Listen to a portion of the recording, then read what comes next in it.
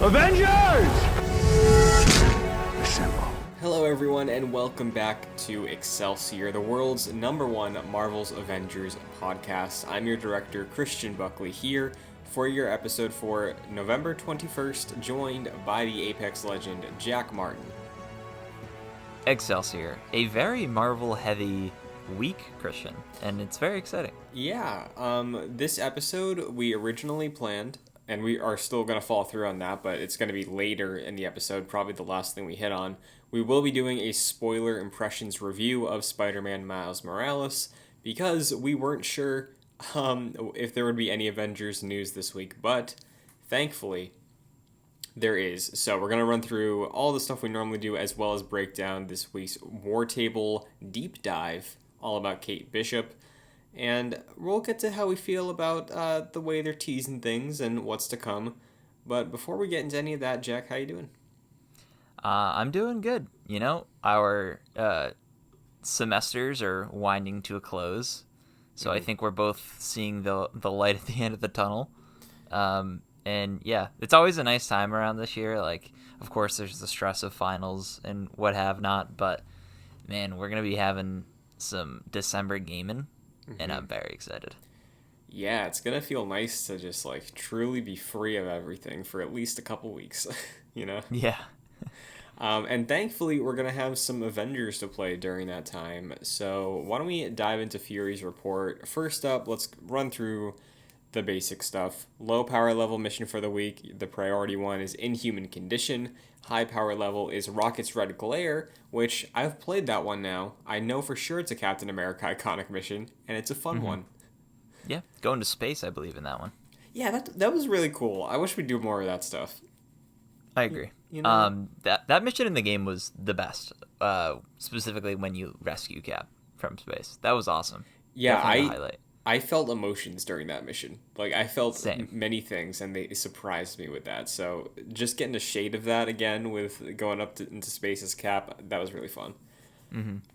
Speaking of Cap, though, if you run the Harm Room Challenge for the week, you'll be getting Captain America number 313 from 1968 for your collections. And Cap heavy week, I guess, because the marketplace does have some new skins this week, highlighting Kamala and Cap.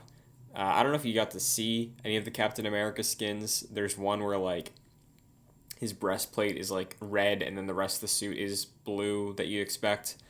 Yep. There's one that looks like a snowy digital camo Modern Warfare thing that, like, man, I get he's a military guy.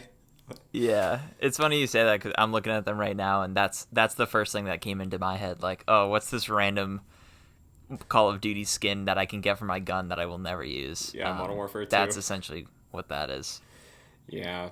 I mean, it's funny, you know, it's funny seeing some of the skins, especially for Cap, you know, we get, like, the stereotypical, like, yeah, the World War II one, leather jacket always, the one that's, like, the Avengers one, and then just military as the other skeever skins. It's funny.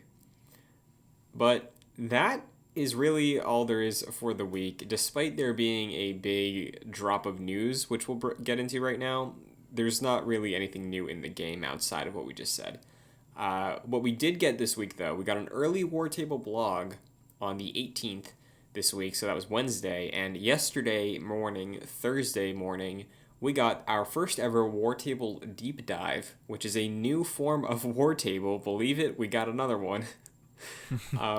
What is it, 3-4 war tables at this point, including the in-game one? Yeah, there's the in-game Wartable, there's the Wartable blog, there's the video Wartable, and now there's the Wartable deep dive. I think we need at least 4 more. Yeah, I think you're right. I think we need, like, we need, like, the Fleets version, you know? Whatever Twitter can do to team up with them. We got to get Avengers Fleets, you know? It's FOMO. We need to post deep dive into the deep dive. You know what I mean? Yeah, well, that's our job. We need talking heads about this. Yeah, that's our job. That's us. We're the #1 Marvel's Avengers podcast. We got to be the ones that break down the marketing. Welcome to the Excelsior Wartable. Perfect. So I ran through the Wartable deep dive, which again is a new form of marketing from them that is highlighting a specific topic. It was about 10 minutes long. So we got all the important information out there. I recommend watching it because it's a nice presentation, but these are the highlights, essential things you need to know. So first up, Kate is dropping December 8th of this year. She is the only new hero hitting this year for post-launch support for the game, as we kind of expected. I think 2 or 3 episodes ago, Jack, we brought up the idea that, hey, maybe Kate's December, like maybe November was a little optimistic, but Yeah. Turns out we're right. December 8th. Yeah. We were a little hopeful when we were doing our timeline. I think we said Kate would be in November, and we said Clint maybe would be December if they went by month after that, but it seems like that's pushed back a little bit. Maybe Clint is in January, hopefully. Yeah. But we do know that Kate is going to be kicking off Season 1 of the Avengers Initiative. This caught both of us by surprise because this is the first time we've heard them reference seasons or seasonal content. So how do you feel about that? Like, specifically, I don't want to read too much into it, but I did see one of the times they referred to Season 1 of the Avengers Initiative, they showed Kate and Clint and like 2 posters. So I don't know if Season 1 is just those 2 characters or if those are the double feature, the way they put it, that kicks off the season. What do you think about that? Yeah, so my first impression is that it's good news because for games as a service, they usually go by seasons, or at least I will say this every show. Apex Legends goes by seasons, so that's my frame of reference for what a season looks like for games as a service. And this essentially just means that we can expect more seasons, which would bring us more content, therefore. A lot of people have been saying that this is a dead game, which I understand them saying that, but I don't think this is a dead and buried game. I think we're still going to be getting content. Right now, it's not looking that good, but the fact that they said Season 1 suggests that there will be further seasons. And it got me hopeful. I'm not necessarily 100% all back in, and I'm thinking that they're going to fix it all or whatever, but I do think, like what we've been saying, I think this is definitely cause for some excitement, and I think eventually they will, by the second year, they'll add a bunch of new content. So, yeah, it's exciting. What about you? Yeah, I'm on the same page. Like you brought up Apex, Destiny also has seasons. The way they do it is elongated over the course of a few months. I know Apex is similar with their structure, but I'm wondering if for this game, seasons is just like their storytelling, because they did also say that Kate's operation, which is the way they're framing the DLC, is like an episode of a TV show, and they're all going to be building off each other, kind of like how the MCU has their solo movies, which is exciting, and that's what I think is the best path for this game post-launch. But yeah, I'm curious to see what lengths seasons means, because with Destiny, seasons brings new modes, new story content. I'm wondering if seasons here is like, hey, yeah, it's the character, it's their story, and whatever villain or new environment they bring. Which, for this game, I think that's good enough. For where we are right now, if a season brings a character, a location, and a new boss, great. That's good. That's good enough for year 1, I think. Yeah, it does seem like that might be the avenue they're pursuing. But it could also mean that, like, intermittently we will get new modes or updates or whatever that is separate from the season itself. So, for example, we could be getting Kate on December 8th, and then maybe later in December, or most likely early 2021, they'll be like, oh, here's the cloning lab that we promised. And then maybe a few weeks later, there's a different Omega level threat mission that they're dropping. So that's cool. Like, you could have the structure of the story, like what you were saying, with the characters and their operations, but you could also have different modes and different mission types and different updates dropping whenever they need. They don't need to follow that season structure. Yeah, and I think also it might not be the scale of content that people want, but I could see Crystal drop stuff like Tachyon Rifts whenever. Like, like, hey, a Yeah. Slate variation. Maybe it's interesting to run a couple times, so it gives you a reason to log back in, try it out. You do get something out of it, You got that new type of gear. So even though it's not something you might want to grind, I know you weren't too hot on Tachyon Rifts, and I only played them a few times. Like, I think content like that can drop whenever. So as whenever it's ready, good to go. So I don't think seasonal content is limited to just the characters, but I think that's the reasons people will be coming back for seasons. Definitely. So we did get a little bit of information again about the storyline of Kate's operation. So they said it's a time travel plot. They showcased a trailer. It's Kate looking for Clint because he disappeared. They were working together to track down some lead about Nick Fury. And the trailer showcases Kate teaming up with the Avengers post the Reassemble campaign. Hank Pym is showcased prominently in the trailer, helping out with using some type of energy to create a portal that can help them, I think, go back in time to help Clint and stop him from doing whatever he was gonna do, which is the reason he disappeared. So it's a time travel plot.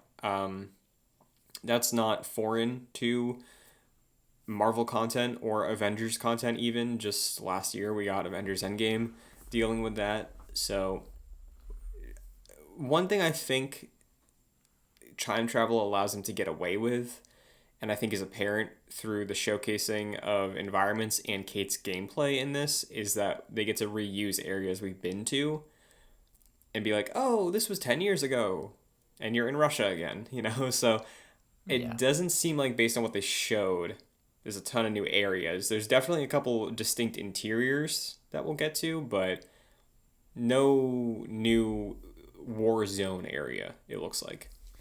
Yeah, that's what I caught when we were doing the live stream yesterday. Was that when they were showing off Kate, it was through all the same sort of war zones and places that we're familiar with. I think New Jersey was one of them, and like we were saying, Russia and stuff. And it was all very familiar, which is unfortunate for a lot of players because, like we were saying yesterday, that is a huge complaint that people have, is like you're just doing the same stuff at the same places, and it looks like that's probably going to continue. Like that won't change anytime soon, unfortunately. But yeah, I guess just keep your expectations in check. We'll be a new character and storyline, which is cool, but new places, new ways to play, not yet. The trailer showcased a bunch of other stuff too. Like, for some reason, there was another Kree Sentinel in there. I've seen people speculating that with the teases they gave for Hawkeye's campaign, maybe we're going to branch out into alternate timelines for things, and that gives Crystal some opportunity to have some fun with the type of content and storytelling they can get up to. So this is all speculative right now, but does that sound appealing to you? Like, would you prefer them to build off of one singular narrative, like, for instance, the Kree stuff, just really build that up and make it come to a head a year from now? Or would you prefer, hey, thanks to this timeline split, we can do whatever story we want. We can do Marvel Zombies here. We can do Old Man Logan here. We can do House of M. Like, would you prefer that freedom, or would you want something more central and unique to this take on the Avengers that they built so far? Overall, I'd rather them just build the story that they were building without having those branching narratives. Because for me, that seems like something they would do very later on. It's kind of like what Avengers Endgame did. We don't know the ramifications of Phase 4 yet, but it seems like they can mess around with the multiverse if they want to in the MCU. With this game, I kind of just want them to build a linear narrative, and the way you're describing it does make me want them to have that in their back pocket if they want. Like, for example, you mentioned like Marvel Zombies. If in like next October, they were like, oh, the time travel technology we used opened like a portal to X universe and there are zombies in there that we have to fight, that's fine, as long as it doesn't dramatically affect the narrative that they're going for. So yeah, overall, I'd rather just them sort of continue with what they're doing and not mess with time travel too much. Yeah, I'm in the same boat. I would prefer it to be that way. Like, allow the seasonal in the terms of like Halloween or whatever event you want to do for fun. Use the multiverse on that avenue, but like I would really love to see what their plan is. I want to see what's up with Monica, how she works in with the Kree. Is she Kree? Where are we going with that? So yeah, but we did get a hint of what Clint's campaign is going to be. If you want to touch on that real quick. Yeah, so when we saw it yesterday, it was seemingly Old Man Logan inspired, but from a lot of speculation and people who are more familiar with the material than I am, it turns so basically like Clint walks in and he's talking to a Hulk-like character, who is Maestro, I believe, Christian. Yes, so Maestro is apparently a version of Hulk that was written as a villain, and it's kind of like a mix of Professor Hulk, but like evil. And I pulled from the Marvel wiki, so I can just read that off real quick. So, approximately 100 years into the future, a nuclear war has killed almost all of Earth's superhumans and has taken the world to the brink of extinction. A future version of the Hulk, called Maestro, has seized control, driven insane by the nuclear radiation he has absorbed and the bitterness he feels towards the world and his continued treatment. He has the intelligence of Bruce Banner, and the absorbed radiation has significantly enhanced his strength. So, Hawkeye's operation, like you mentioned, it's like a not too distant future thing. It takes place after the end of Kate's campaign. It is hitting early 2021. That's the only window we have, but it is adding a new Warzone area, which looks like a post-apocalyptic Mad Max looking area. So this makes me wonder if they are going to go in on this multiple timelines thing, or if this is just Kate went to the past, Clint goes to the future, maybe. Yeah, it's hard to tell until we actually realize it, but this, like what you're saying, it could be like an isolated thing, or it could have ramifications where this could really affect things. I'm hoping for the former. I kind of just want it to be an isolated story.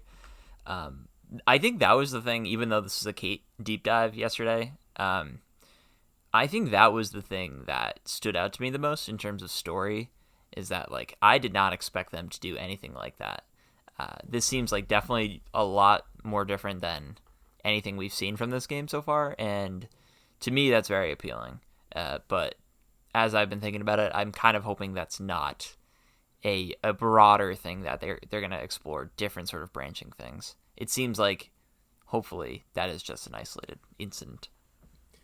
Yeah, so we'll have to see on that. It is pretty cool. We did get a chance to sort through some of that footage. There were a few Easter eggs teased, like Maestro is sitting on a throne, and there was a bunch of Avengers memorabilia around him.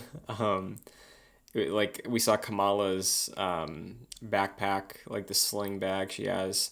There was an Iron Man helmet, the Hulkbuster helmet, Black Panther's helmet, which was really interesting.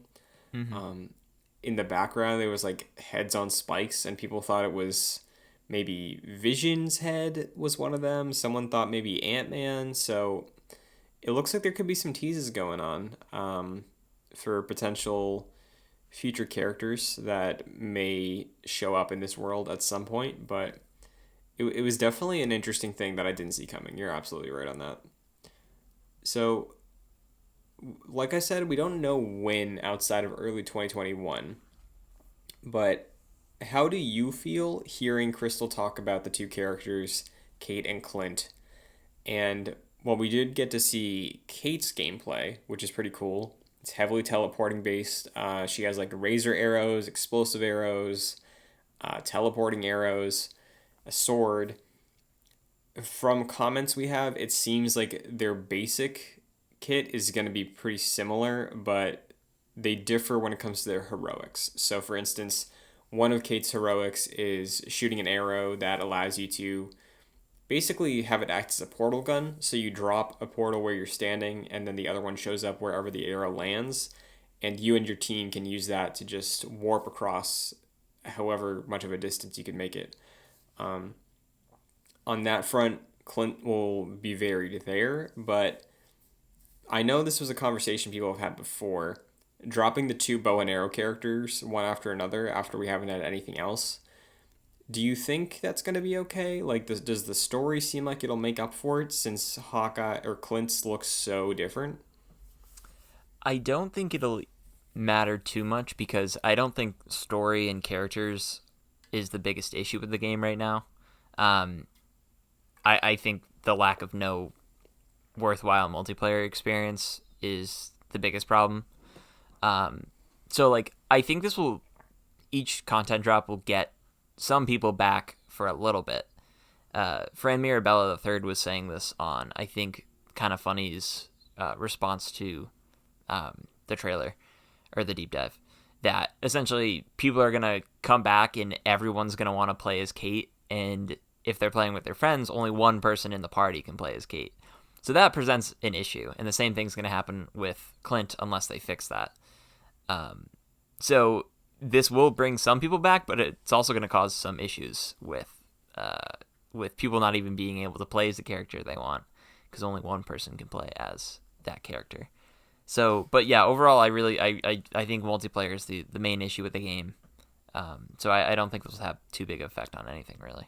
Mm-hmm. Another thing that was mentioned in this Wartable, though, considering what you're talking about, is they reiterated, hey, we listened to our community.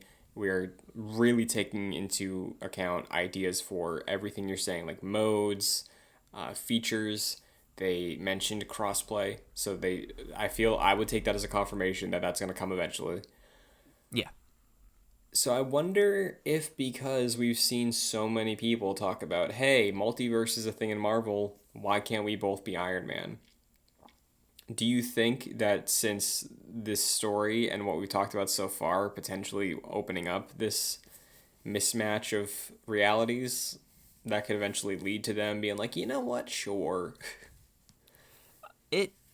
It could, but I honestly don't even think they need to explain that. Like, in Halo, this is a weird example, but in like Halo 3, there's like multiple Master Chiefs running around if you play as co-op, and like there's no explanation. Obviously, that's just like a quick fix to have people play together throughout the co-op campaign, but like it really doesn't matter. It's not like you're progressing through a story with your friends. Like, you already played through the single player campaign. I really do think if you want to play as 4 Iron Man and have 4 Iron Men go through a raid or whatever, like, you should be able to do that. And I have a feeling they're looking into that because they've seen such a steep drop off, specifically with the PC player base, to where it's only down to a few hundred now. And I'm sure that has continued to a certain extent throughout the console base as well. So I think if they change that and just let anyone play as whoever they want, no matter whoever anyone else is in their party, then that'll incentivize more people to just come back and experiment more with the game. But I like your line of thinking. I don't think it needs to be as complex as that, but that would be funny. Yeah, I could see it happen. I just feel like with the way Marvel works, they would love to contextualize it, you know? That's a good point. That is a good point. But speaking of multiplayer content, there is going to be some multiplayer stuff that is added through Kate. Like Crystal said before the game even launched, at the pre-launch Wartable, every hero is going to bring with it a new villain, a new area. You know, with the case of Kate, it seems like it's mostly interiors based on the thumbnail they showed. It didn't look like this outdoor place. It looked like a base. There is going to be a new villain in the Super Adaptoid, which is a robot villain that is based on the comics. It is a combination of Thor, Iron Man, and Captain America. It has a glowing green aura to it, so let's just say it's also taking something from the Hulk. Maybe it has gamma powers. It's a robot version of all the Avengers in one. that is the main villain you're going to be facing off against with Kate's operation. And they detailed that there's going to be an Omega level threat for the multiplayer only version of the Super Adaptoid boss fight. So, Omega level threat is a descriptor we've seen them toss around for the cloning lab, for the raid. What's your read on that? Like, do you think Omega level threat is just like, hey, this is the super high level, you need to have a full team to do this, and it will vary from case to case based on what it's designed to be? Like, this is clearly sounding like it's just a villain sector. It doesn't sound like it's going to be something as complex as a raid that has puzzles and waves and floors. Like, what's your read on that? Yeah, I think to me what Omega level threat means is like you need to play this with people. Like you can get around with playing any other mission in the game without playing with friends, but you sort of this is so difficult that you'll need to like actually like communicate with your teammates. So that's what it seems like, and that's exciting because right now, like we've been saying for a while, there's really no reason to jump in with your friends, other than just having fun and messing around as the Avengers. There's not a pull for progression or any unique experience that you can have with your friends that you can't have by yourself. So hopefully this is a step towards that. I don't think the Super Adaptoid is all that interesting. Like, talk about repetitive. It's just a combined version of the Avengers. But that's fine. It is new, I guess. It's not, you're not going to be fighting Taskmaster or who am I thinking? The Abomination. For 1,000 times again. So I think it's a good step forward. Mm-hmm. Am I wrong, or is there already a Super Adaptoid in the game? I don't know. There's about 1,000 Adaptoids, so it's very possible. It might be like a super. Was there like a stiletto Adaptoid? Isn't that what one is called? Yes, and they wore 6-inch stiletto heels. Yeah, yeah, that's exactly what it was. So I think that covers most of the information from the Wartable. Like I said, if you want to see Kate in action, I recommend it. I'll say, as someone who's been really excited and potentially wants to main Kate, my biggest worry was the arrow draw speed. Like, Mjolnir speed and Cap's shield speed, I feel like is too slow for a bow and arrow range type deal, but like Widow's guns are too fast. It looks like they found a nice middle ground between those two ranged attacks where I'm happy from it. I hope it feels as good as it looks. And honestly, I'm really excited to play her because she looks like a lot of fun. Yeah, me too. I wasn't like I was excited for Kate. I don't think I was as excited as you were because you were mentioning that she was potentially going to be your new main depending on how she played. Mm-hmm. And the way they showed her off in the trailer like makes her look very fun and a lot different than any of the other heroes we've been playing for the past 2 months. So I'm excited to. I'll probably run through and do a 150 for her, and make her my fourth 150, and just have her in the rotation. Yeah, I like ranged characters, and she seems like a good ranged character, and she also has some good melee abilities too. So she's pretty good melee and ranged, unlike Iron Man, who's really only good ranged in my opinion. So yeah, she's exciting. Yeah, there was a move they showcased that really spoke to me as someone who played a Vanguard in Mass Effect 2. So I loved just doing like the warp charge towards an enemy, then blasting them with a shotgun. Amazing combo. Amazing. Loved it so much. There's a move where she shoots an arrow, teleports to the arrow, and then has a boosted melee damage when she comes in front of the enemy. So, yeah, that looked very nice. Yeah, that's awesome.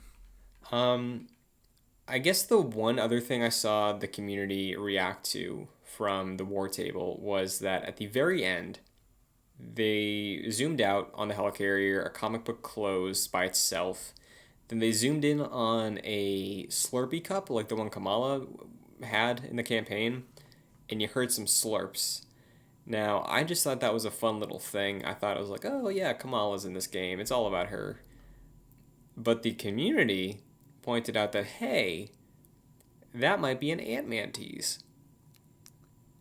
Yes. So when we were reacting to this on the live stream, we were both like, "Oh, is it a tease?" And then they just showed the cup with the slurps, and we were like, "Nah, no." But clearly, we weren't big brained energy enough. We weren't bringing that big brain energy because these Avengers fans were like, "No, dude, that's clearly Ant-Man," and that would be cool if it is. And we've been speculating if Ant-Man would be a playable character at some point. Maybe not Hank Pym, but someone else. That'd be awesome. I think Ant-Man would be super fun. I don't know how they would do that, because I feel like there's a lot going into that character and their moveset. But man, that would be really exciting. I'd be very, very excited to hear that Ant-Man would be playable at some point. Yeah, that'd be super fun. I would love to play Ant-Man. If they made teleportation look fun when I was really worried about that, I feel like there's potential for Ant-Man for sure. I feel like they're teasing things that are really far in the distance. Like, they do that a lot, I feel. Yeah, which is like good because I'm like, hey, maybe they believe the game will be around a year from now. Um, but also is a little like worst case scenario. Um, do things just keep getting pushed? Do things get canceled? Do we only get a certain amount of characters? Like, I don't know. But it's funny you bring that up because why don't we dip into Stark Realities real quick? After the Wartable, after weeks of what felt like filler on our end, from just like really looking at the game and being like, what do I want out of you? What reason is there to keep playing you? Do you feel any better about the next 6 months of the game after this Wartable with everything in mind about new dates, new windows? How you feeling? In the not too distant future, even with Kate and Clint, I don't feel particularly better, like all that much better. I'm excited for their story, and I will definitely jump back in to experience that. But like what I've been saying this particular episode, like there really is no multiplayer component yet, and hopefully that will happen during those content drops. But right now, there's no incentive for me to play with you or to play with any of my friends who have this game. And that is particularly something that's important to me because I want to mess around as the Avengers with my friends doing like challenging tasks.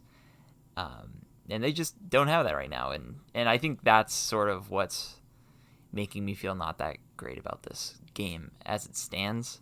I think we've been pretty optimistic though, and maybe within that 6 months, it's a totally different experience, and I want to jump in every now and then to play a match or do something with you or someone else. But yeah, right now I'm not feeling that great. Although I will say the addition of seasons has me more hopeful than I was before yesterday.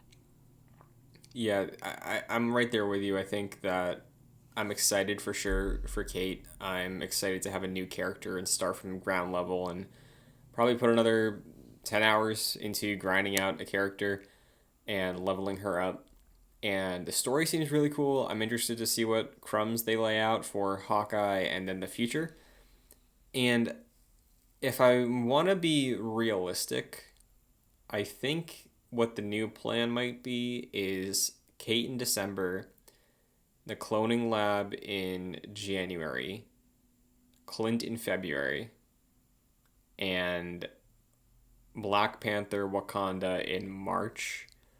And I think March they might try to position that alongside the next gen version because like we talked about before, I think they really want to push this game in a handful of different places. Like right now, obviously, Black Friday, even on the PSN, the game's like $30.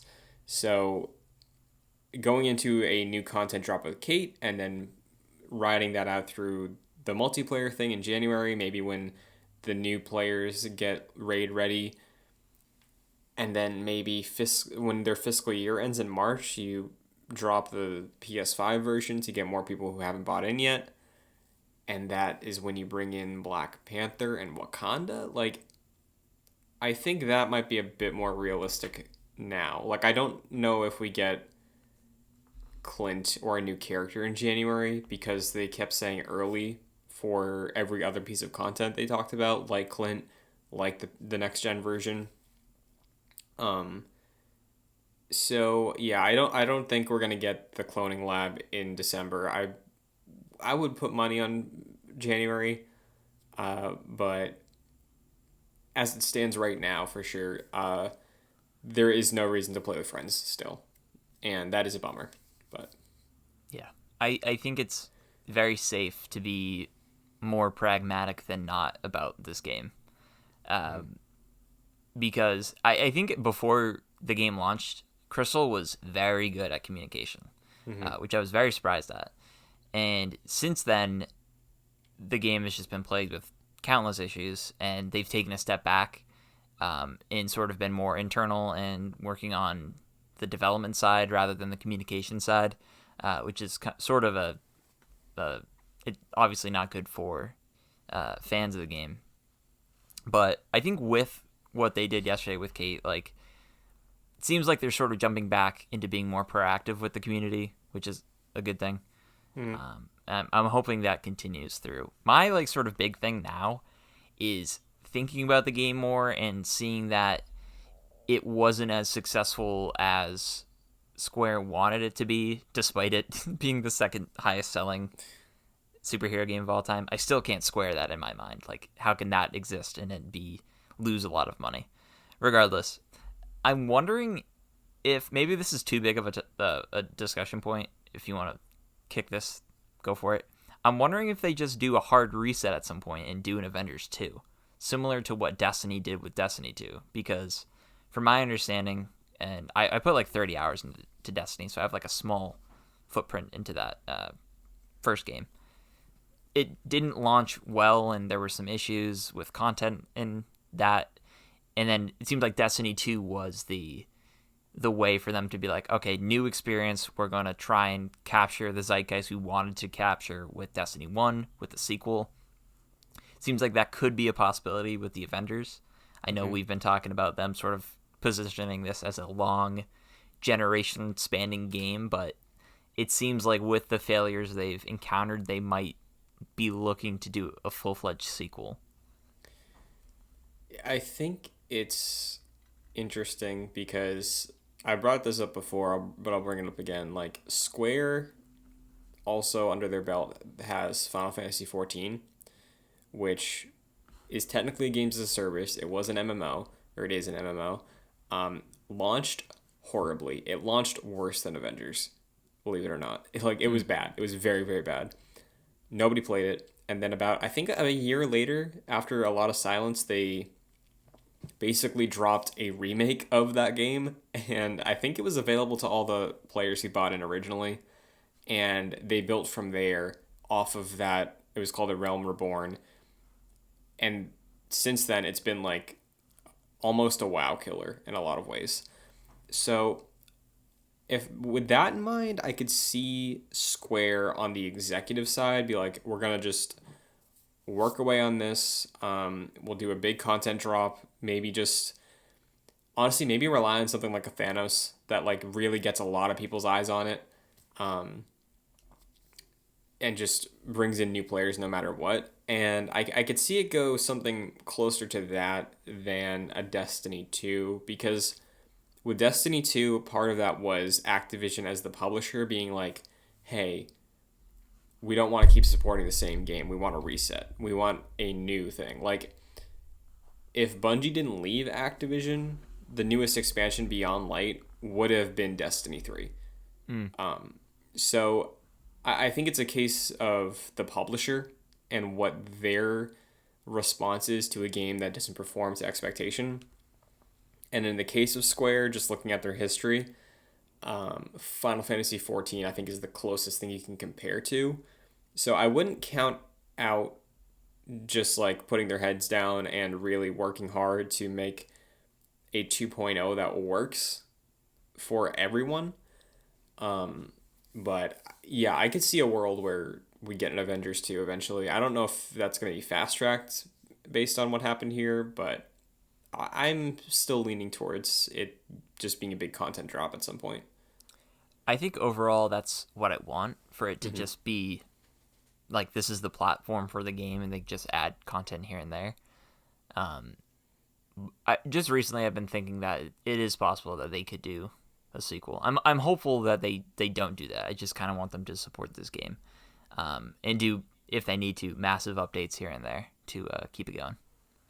Yeah, I think like they want to make a game as a service. I think that's what you have to do. I feel like Destiny, there were a lot of issues Destiny had making a sequel, like some between the crossover of like your progression and stuff like that. So I think they would avoid that if they could, Right. personally. But do you have any final thoughts on this week's Avengers content drops and updates before we move on to our final segment? Well, it was nice to have some actual news for the first time in what seems like forever. Uh-huh. And it was mostly positive. Like, I came away with it like hopeful and excited for the story of it. Of course, the multiplayer stuff we already got into, but in that aspect of it, and given the fact that it's all free, like, that's really, like, it's a good incentive for you and I to just jump in and like play through the, I don't know, 1 to 2 hour story of each expansion. Like, that'll be fun, and it'll even extend beyond that if we want to do like 150 Kates, which it seems like we both sort of want to do. So yeah, Mm-hmm. I'm hopeful, and it'll get me back into a game that I haven't played in weeks at this point. Yeah. So well put. I agree. With that though, let's look to the other universes in Marvel in our world. Because meanwhile, this week, we both finished Spider-Man Miles Morales on the PlayStation 4. We sure did. Yeah, we're not like the cool kids playing on the hot new PS5. Yeah. This will be spoilers, so for Avengers main listeners on this show, if you're planning on playing Miles, we are doing a spoiler review. So before we do that, before you leave, Jack, do you have like a one sentence like first initial final thought on Miles before we dive into spoilers? If you liked Spider-Man PS4, you're gonna like Miles Morales. That's what I'll say. I really enjoyed it, so I would highly recommend it. And did it work all right for you on your PS4? Yeah, no real issues. I've been experiencing a lot of frame rate drops with other games, specifically Jedi Fallen Order was a massive technical failure on the PS4 side. But yeah, smooth frame rates, performed well. I noticed nothing out of the ordinary. Nice. Yeah, I played on PS4 Pro. I can second that. Everything ran perfectly. There were a couple frame rate dips here and there, depending on the particle effects and everything going on. But yeah, it's a really, really great game. It's a great Spider-Man game. I love the 2018 game. This is better in some ways, I think, and in other ways, it's just as good. So I highly recommend it as well. But with that being said, let's get into some spoilers. Let's do it. Do you want to just go free reign, or do you want to go in like a specific order of the campaign? You want to bring up some certain things, or just like Let's just freeball it. Let's just jump in anywhere we want. this game has a Spider-Man 2 moment, and it made me weep. Oh yes! Oh my god! I was thinking. So I beat that last night. Yeah. That exact moment, which I always make fun of in Spider-Man 2. We won't tell nobody. Those kids. Yeah, dude, you're absolutely right. It has that moment, and I think, of course, now that it's 2020, I think it's more it's more impactful because there's no stupid little kids trying to ruin that moment. But yeah, I think it really brings the whole idea of the game like full circle. Like, the whole point of Miles in this incarnation is that he is Harlem Spider-Man, and you hear over and over again like he is our Spider-Man, and you see that in that moment where the citizens of Harlem that he's been like talking to, or the people of Harlem that he's been talking to and forming relationships with, they all see his face and they protect him because he's one of them. And yeah, it was very emotional. Yeah, that moment worked better for me than the Spider-Man 2 moment. Like, it outdid that for me. Like, it was... Agreed. It went for the same thing. It hit what they were going for way harder. And you're right, with, like, the 8 or so hours of build-up, seeing Miles find a home in Harlem, being so, like, uncomfortable there at first and feeling out of place and struggling to find a reason to keep, like, fighting and have a place to call home there. By the end of it, like, it all comes together beautifully. Right before then, his best friend sacrifices herself to save him and the city. So, like, it was a really emotional moment, and seeing Miles go through that, like, mutual respect with his community was, like, that was so strong. That hit so perfectly for me. Absolutely. I think the key takeaway from this game for me compared to Spider-Man PS4 is that I think both of the plots aren't necessarily the highlight for either game. I think they're probably on par with each other, I would say, in my opinion. But I would say Miles has the step up in delivering on the emotional factor. Multiple points throughout this game, I got emotional. Yeah, me too. And that happened maybe like once or twice in Spider-Man PS4, but yeah, I think Miles really captures like on a whole different level, more so than PS4. Sort of the emotion of that character and what he deals with in this game, and specifically like trying to be Spider-Man after Peter Parker leaves, and he's sort of left filling that void that he definitely can't live up to at that point because he just is figuring out right now. And that whole story of just him trying to fill the void is beautiful. I really liked it. But I think on the plot side, I wasn't as impressed. Yeah, like, I've said this before, Spider-Man 2018 is, like, my favorite adaptation of Spider-Man. It's my favorite Spidey, it's my favorite Peter. The story, while insanely predictable, it's like the core is Spider-Man, you know? Like, it's quintessential Spider-Man to me. It's satisfying. So, yeah, it's like, it's great. It nails it. It is Spider-Man. Like, there's nothing that feels out of place in that story. So to that level, it feels safe. And it's weird saying that because I always have to put the asterisk of, like, except for the last 15 minutes. Because, like, yeah. We don't have to spoil that, I guess. But, like, the big, bold thing they do to the world of Spider-Man in that game, that's what got me emotional in 2018. Same.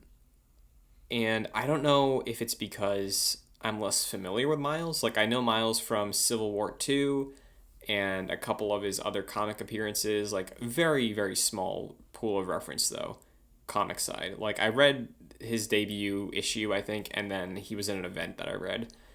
And then Spider-Verse. So, I don't have this extensive wealth of knowledge and history with Miles like I do with Peter.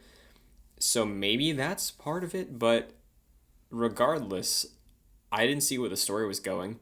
Yeah, I kind of figured Prowler was going to show up, you know, because of Spider-Verse. But everything between Miles and his mom, and, like, I believed his uncle wasn't going to betray him, you know? That kind of caught me off guard. But yeah, like, emotionally in the story, I was really surprised left and right, and really, really enjoyed Miles. I thought this version of Miles was a huge step up from the 2018 version of Miles. But yeah, plot-wise, like, the whole Roxxon, Troy Baker villain, even Tinkerer, like, I did not care at all.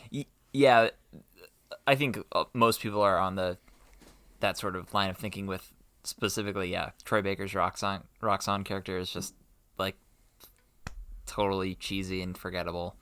But yeah, even I agree with you. Even with the Tinkerer, like I didn't really care all that much.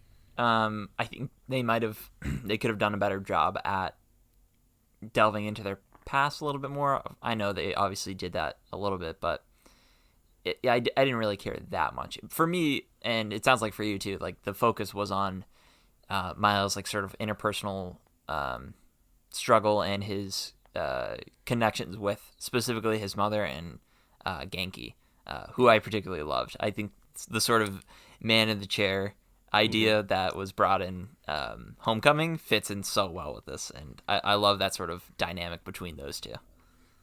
Absolutely, yeah. I really liked Genki. Miles' mom got me very emotional a lot too. Like just the way that she was like caring for him, and the way that when he does reveal that he's Spider-Man, she just listens. Like it's just super interesting because we always, again, because of like when it comes to Spider-Man, it's always gotta hide from everybody, gotta hide the identity. Yeah. And yes, May knew about Peter in this one, but like we never explored that. So like seeing it here, it was really kind of refreshing, I thought. Um, They touch on that in the Homecoming movies, but like it's more comedic than anything. Right. But yeah, here it worked. And honestly, comparing it to the Tom Holland Spider-Man movies, which I really like, it's refreshing again because I feel like we haven't had high school Peter, high school Spider-Man, and we get that with Miles, and it just felt so refreshing to me the whole time because yes, it's high school Spider-Man. It fits in with that struggle of Spider-Man about power and responsibility that is just very relatable, and at its core, it's Spider-Man. But it has all this new stuff to explore with Miles. And for that reason, I might give it an edge over the 2018 story, despite that being a perfect Spider-Man story for me. But yeah, Miles is just so great. He's great. Yeah, I think refreshing is a really great word to describe, I think, the universe in general that they're setting up, because I was listening to the Kind of Funny spoiler cast very briefly. I didn't get through all of it. But they were talking to, I believe, the creative lead on it.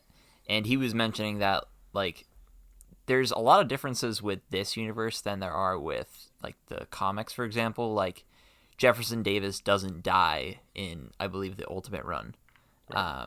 And that's part of Miles' like character in this. And no, they didn't mention this, but like we don't often see Peter in the mentor role, at least as far as I'm familiar with, as we do with like a character like Batman, who's always training a new Robin here and there, right? So I think that's awesome. Like we get to see Peter Parker take on like the mid to late 20s guy who has his Spider-Man life together and is trying to be there for someone who he understands, and is probably the only one who can understand that.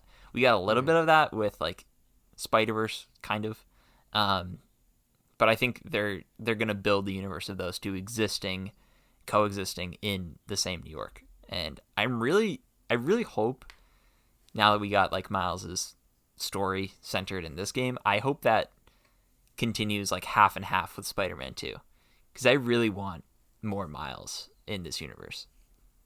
Yeah, even from a gameplay perspective, like having that Venom boost when you're swinging and some of those Venom powers, it's gonna feel so weird losing that if it's back to Peter, which like I love their version of Peter. I want more Peter, but I don't want either of them to overshadow the other, I guess. Like what I would really love, I don't know how you would feel about this, but I would really, really like it if we got like two trilogies out of this. Like if we got alternating, like Spider-Man, Miles Ooh. Morales, Spider-Man 2, Miles Morales 2, and then maybe the third one is like Spider-Man or something. I don't know. That's interesting because there's a quote going around recently from former PlayStation head Sean Layden, who was essentially saying PlayStation should look into doing shorter experiences that cost less money, can come out more frequently, essentially so they can make more money, I would imagine, but also to get more games coming out.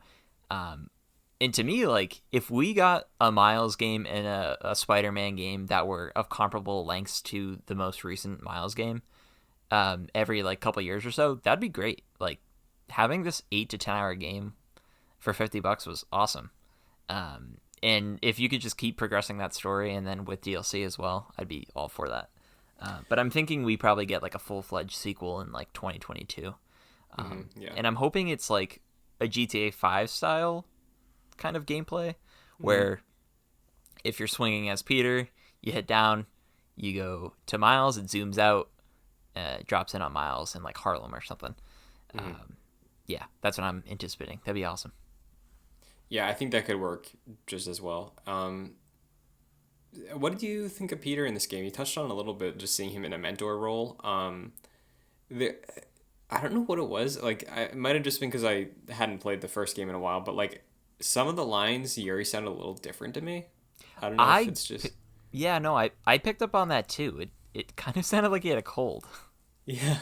You know? I don't know. Yeah. I'm glad you mentioned that because I also caught that. It was a little strange. Yeah, it wasn't a issue or anything. I just noticed it. But yeah, I liked him. You know, cracking the dad jokes and stuff like that. Seeing him act, it was fun because it wasn't like he was an older brother or anything. It was like he's your cool older friend that's a dork. You know. So I really liked that. He wasn't in the game a lot, but when he was, I liked the moments they shared. Really loved the intro, you know.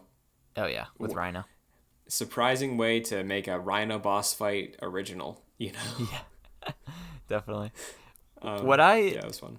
What I liked about Peter in this is that he wasn't in it that much, but like you can tell that relationship will be explored a lot more in the sequels to come. But with Peter's character in general, he's always someone who is looked up to others.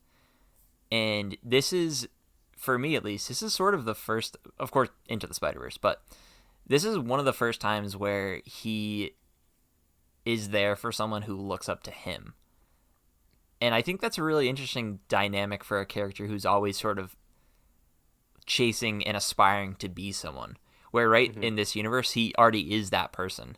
He just didn't realize it until Miles came along. So yeah, I really love that aspect about this universe, and I'm excited to see where that takes them. Absolutely. How do you feel about the face? Like what everyone else has said, it's weird, but like you just forget about it. Like once you're used to it. I guess I'm kind of used to it now. I preferred the other one. But whatever. It's fine. It's not that bad. Yeah. Like I'm used to it now. I think when I look back at the older one, when I played it, I was like, this is great. It's a great version of Peter, and I still like that version. But like looking back on it, I'm like, okay, you do look like a fake person, kind of. Like the mix of the tech and just how random it looked and the weird facial structure stuff they were talking about. But yeah, I like the new one. It's fine. It doesn't take away from anything. It's just as impactful whenever he's talking to anybody. Did you mess around with any of the side quests? Yeah, actually, I've 100%ed like my first save, and I'm doing my New Game Plus now. So I've done pretty much all that sort of stuff. Nice. Yeah, I've 100%ed everything. I'm waiting, I think, probably till I get a PS5 to do the New Game Plus. But good balance, I think. I like the quality of life things they added, like the app as a way to track crimes, so you don't have to just wait for them to spawn, like in the first one. I liked that. The side quests I thought were really good lengths. Nothing felt too long. So yeah, I really think it's a really solid Spider-Man game, and if the sequel to Spider-Man scaled back from the breadth of the first one, took some of the improvements this one makes in terms of refinement, and then just maybe adds to it, I don't think I'd mind. Like, I really think they're onto something with the scope of this game. And if I had to bet, I would assume the next Spider-Man game, hey, I could see a world where it hits in 2021, but maybe that was pre-COVID. But 2022 seems safe, and I think it's the same Manhattan. It's the PS5 version of Manhattan, and they add Queens. Yeah, I think they explore the boroughs next time. I have 2 questions for you, Christian. Sure. 1, what's your favorite suit? And 2, do you think this game sells better than the Avengers, which is currently the second best-selling superhero game of all time?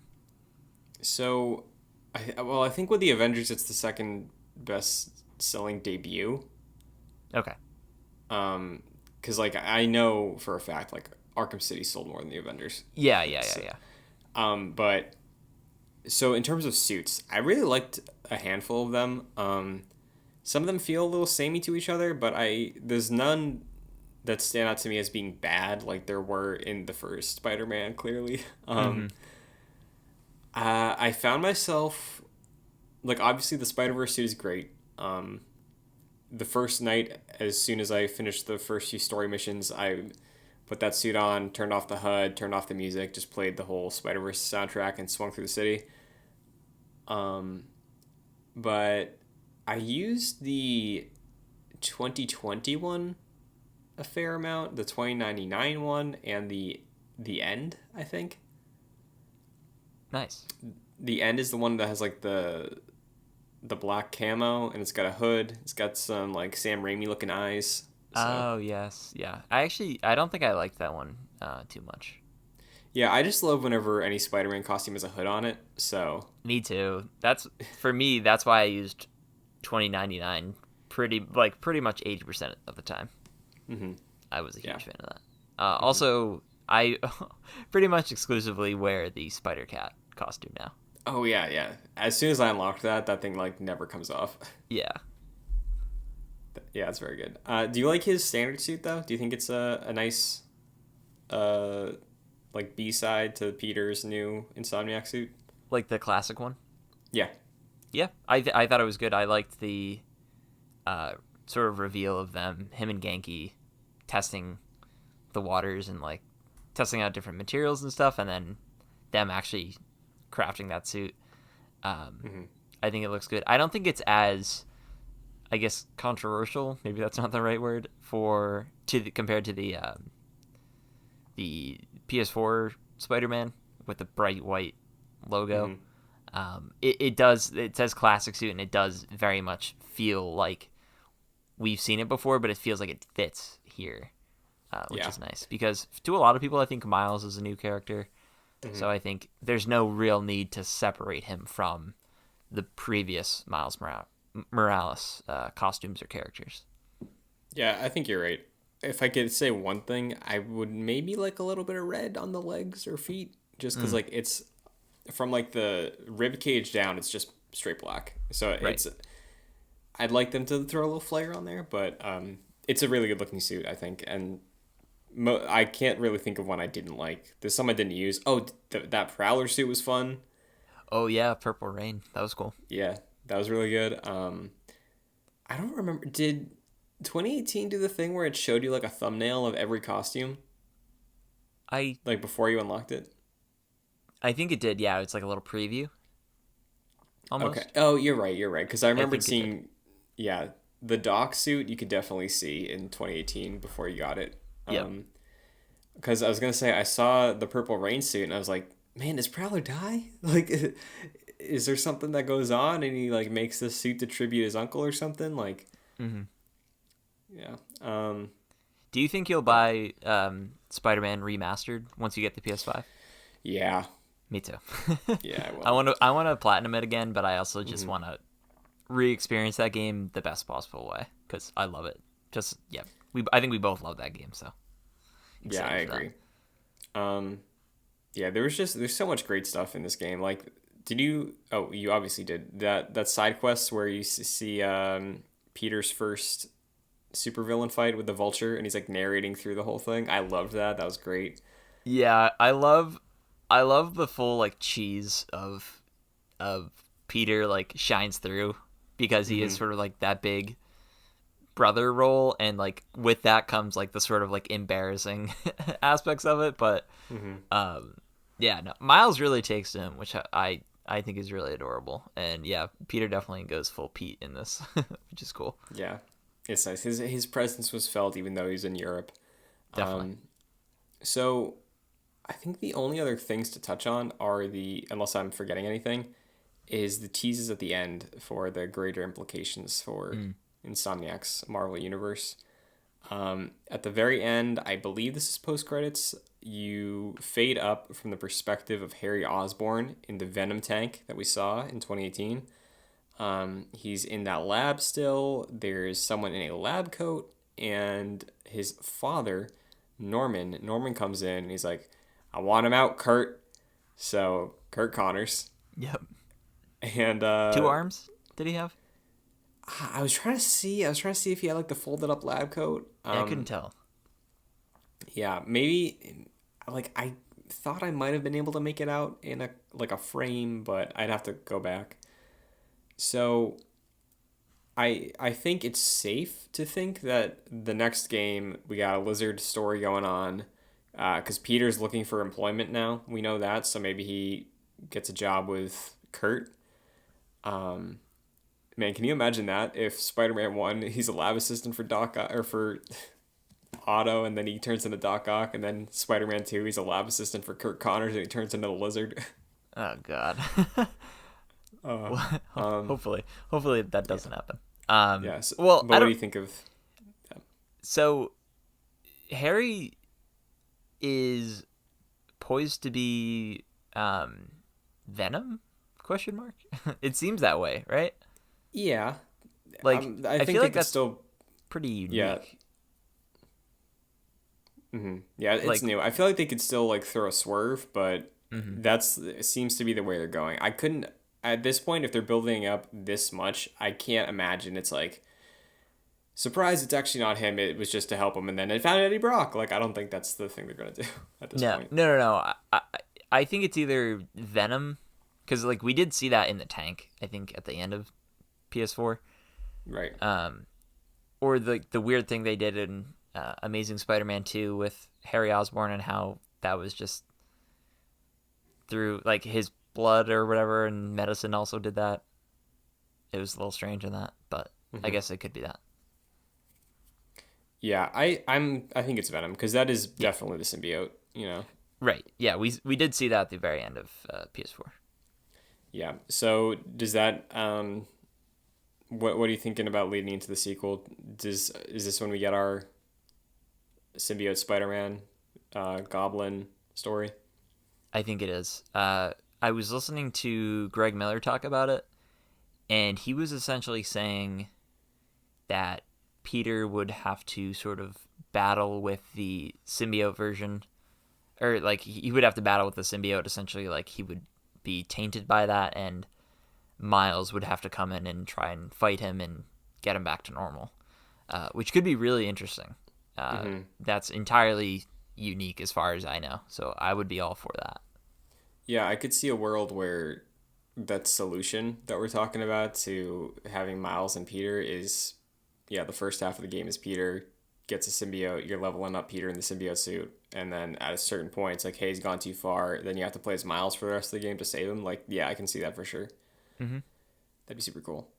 But, yeah, overall, great Spider-Man game. They're 2 for 2.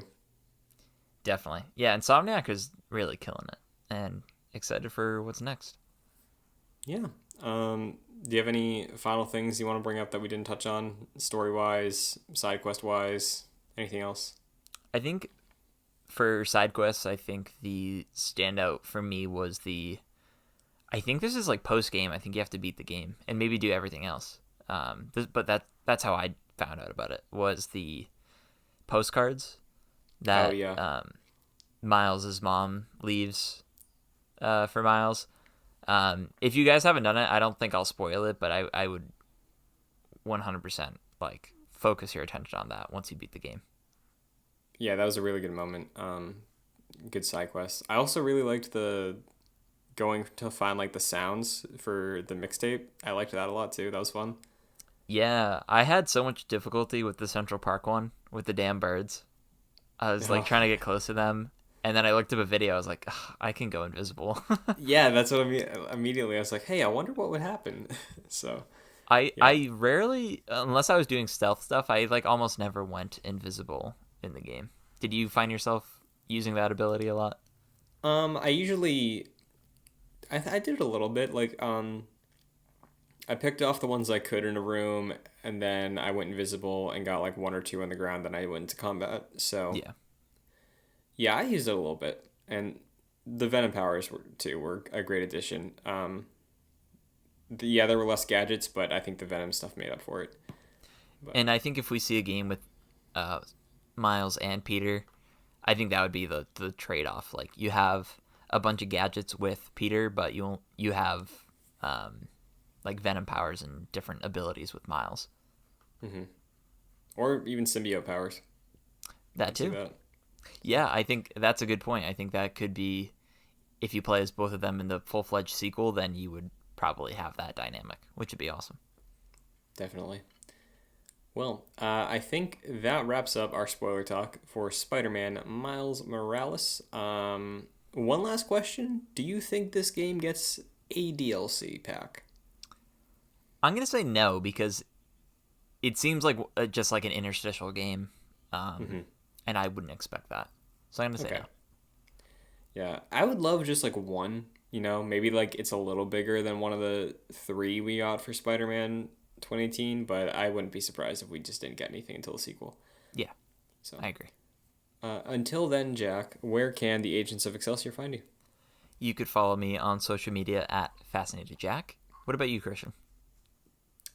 You can follow me on Twitter, Instagram, and Twitch at Chris N. Buckley. This show is available on youtube.com/joyclicks alongside our other podcasts like Jedi Knights, our Star Wars show, and the Joyclicks Gamescast.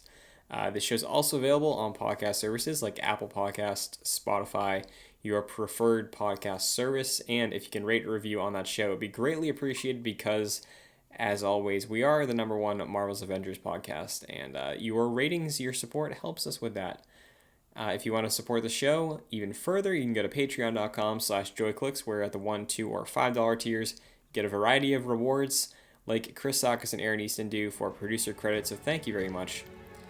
So yeah, next week is the week of thanks, so maybe, just maybe, we get another nice little Avengers thank you package, another batch of credits.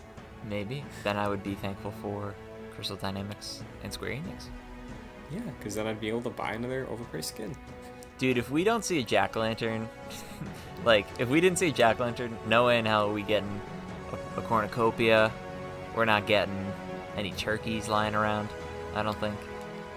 No, don't worry. You're going to log in, you're going to walk up to the Wartable. It's going to be a nice, juicy turkey just sitting in the middle. Oh, that would be great. That's all I want. Turkey, just throw a JPEG in there, for God's sake. Until next week, Excelsior. Excelsior.